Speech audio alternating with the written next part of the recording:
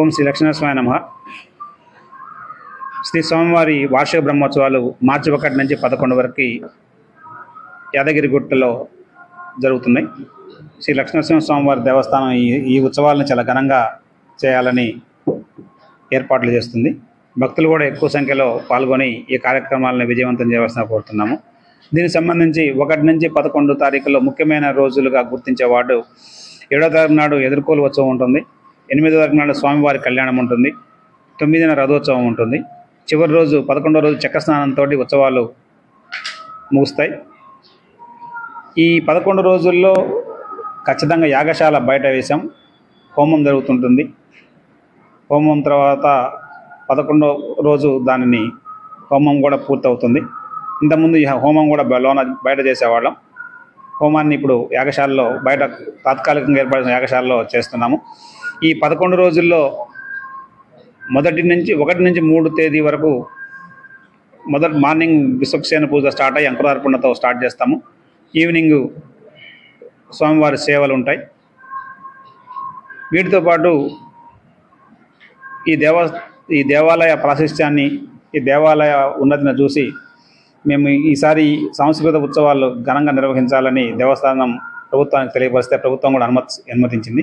దాన్ని దృష్టిలో పెట్టుకొని 1 నుంచి 3వ తారీఖు వరకు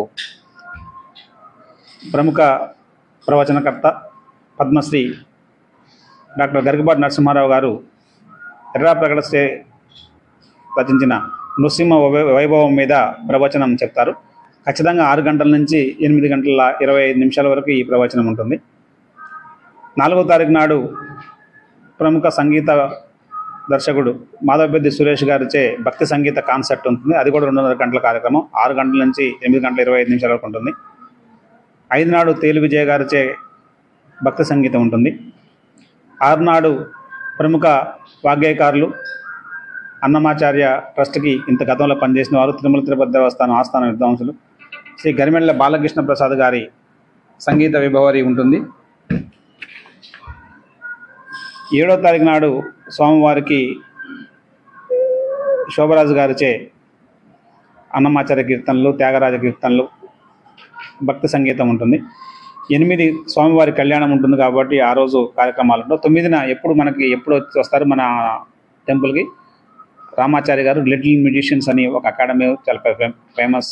వాళ్ళ బాబు కానివ్వండి, వాళ్ళ పాప కానివ్వండి, వాళ్ళందరూ పెద్ద సింగర్స్.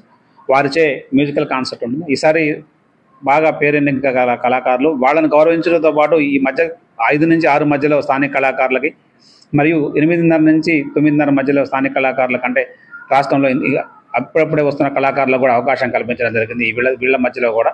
సో కాబట్టి సంగీత కార్యక్రమాలు, ఈ ప్రవచనాలు ఇవన్నీ ఉంటాయి. వీటికి కూడా భక్తులు ఎక్కువ సంఖ్యలో హాజరు కావాలి. దాన్ని దృష్టిలో పెట్టుకొని దేవస్థానం ఒక ప్రతిపాదన ప్రభుత్వానికి పంపుతుంది. మళ్ళీ ఈ కొండెక్కాలంటే టోల్ సమస్య ఉంది. ఈ స్థానికులు ఎక్కువగా వస్తారు. వాళ్ళందరూ కూడా వెహికల్స్ మీద రావాలన్న ఇబ్బంది ఉంటుంది కాబట్టి మళ్ళీ పోయేటప్పుడు ఇబ్బంది ఉంటుందని సాయంత్రం 5 గంటల నుంచి 8:30 మధ్యలో వచ్చే వెహికల్స్కి, ఈ కార్యక్రమంలో పాల్గొనే ఏ వెహికల్ అయినా సరే వాటన్నిటి కూడా టోల్ మినహాయింపు ఇవ్వాలని ప్రభుత్వానికి పంపుతున్నాము. అది కూడా ప్రభుత్వం నుంచి అనుమతి లభిస్తుందని భావిస్తున్నాం ఖచ్చితంగా. ఎందుకంటే స్థానికులకి ఎక్కువ ఇవ్వాలి. మళ్ళీ 500 రూపాయలు టికెట్ పెట్టుకొని వచ్చి అది రోజు వస్తే 11 రోజులు 5,500 రూపాయలు ఖర్చు వస్తుంది దేవస్థానానికి. దానివల్ల దేవస్థానానికి ఆదాయం కూడా అంత మనం లోకల్ వాళ్ళని బాధపెట్టి ఆదాయం సంపాదించే ఉద్దేశం లేదు.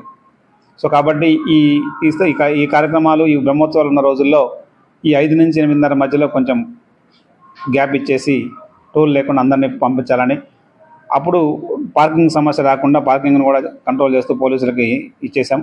బస్సులు కూడా ఒకవేళ అందరికి రిక్వెస్ట్ చేస్తాం, బస్సులలో వెళ్ళండి ఫ్రీగా, మళ్ళీ బస్సుల మీద వచ్చేది బస్సుల మీద వచ్చేవాళ్ళు బస్సుల మీద వస్తారు, వెహికల్ తీసుకు కూర్చుంటారు. కొంతమంది బస్సు ఎక్కలేని వాళ్ళు